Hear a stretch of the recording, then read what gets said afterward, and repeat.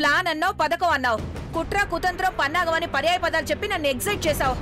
నీతో చేతులు కలిపినందుకు ఇక ఈ చేతులకి గాజులుంటావు, సంకెళ్ళుంటాయి. ఇప్పుడేమైందని ఆంటీ? కొంప మునిగిన నీళ్లొచ్చాయని సంబరపడమంటావా ఏంటి? అఖిలక్కకి కీర్తిశేషులు కోయ వెంకన్నగాడి ఫోన్ నెంబర్ దొరికింది.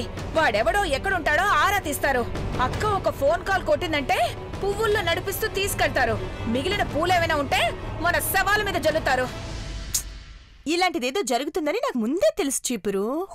నీ నోట్లో మైసూర్ పేడ కొట్టా ఇలా జరుగుతుందని ముందు తెలుసా? అంటే చస్తామని కూడా ఫిక్స్ అయ్యావన్నమాట. ఒక్క మాట నాతో చెప్పుంటే లండన్కి పారిపోయేదాన్ని. ఆంటీ, నాకు ముందే తెలుసన్నది చస్తామని కాదు. అఖిలాంటి ఫోన్ నెంబర్ ట్రేస్ అవుట్ చేసినా నా నెంబర్ అడ్రస్ దొరకదు. ఎందుకంటే నేను వాడిన సిమ్ నాది కాదు కాబట్టి. కొంపదీసి నాదా? నీ సిమ్ వాడినా ఇక్కడ అడ్రస్ అని తెలుస్తుంది కదే తింగర్దానా. నేను కోయ వెంకన్నకి కాల్ చేసేటప్పుడు షాడోగాడి అసిస్టెంట్ సిమ్ యూజ్ చేసేదాన్ని. అదలా?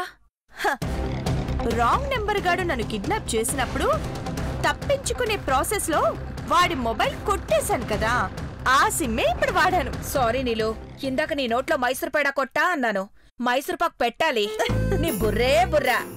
తలస్నానం చేసావా? ఎందుకలా అడిగావు? తల మీద ముద్దు పెడదామని. అక్కర్లేదు కానీ పద, ఫస్ట్ నువ్వు బయటికి పద. పద పద.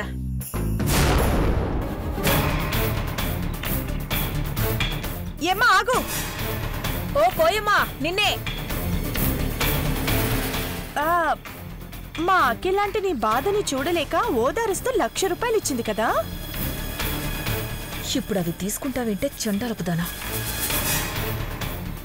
నిజానికి ఆ 1,00,000 రూపాయలు సరిపోవు. నా భర్తకి నయమైతే నీకు కంపెనీలో ఉద్యోగం ఇప్పిస్తామని కూడా చెప్పింది కదా. అవునమ్మా, బాబుగారికి నయం అవ్వాలా. నా మొగుడు పాపాలు చేసి చచ్చిపోయాడు. నేను ఆఫీసులో పనిచేసుకునైనా నా కూతుర్ని సాకి పెళ్లి చేసి పంపిస్తాను. విషయానికి విరుగుడు కోయ రంగానికి తెలుసన్నావు కదమ్మా. అడవికి పోయాడమ్మా, రాగానే చెప్తాను.